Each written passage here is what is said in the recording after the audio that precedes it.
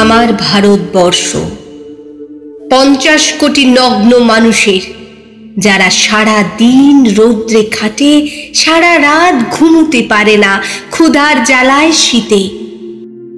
কত রাজা আসে যায়, ইতিহাসে ঈর্ষা আর দেশ আকাশ বিষাক্ত করে, জল কালো করে, বাতাস ধোঁয়ায় কুয়াশায় ক্রমে অন্ধকার হয়।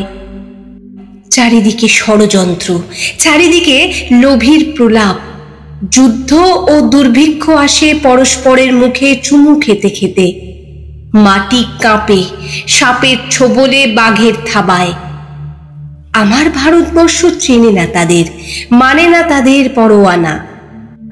তার সন্তানেরা ক্ষুধার জ্বালায় শীতে চারিদিকের প্রচণ্ড মারের মধ্যে আজও ঈশ্বরের শিশু, পরস্পরের সহোদর।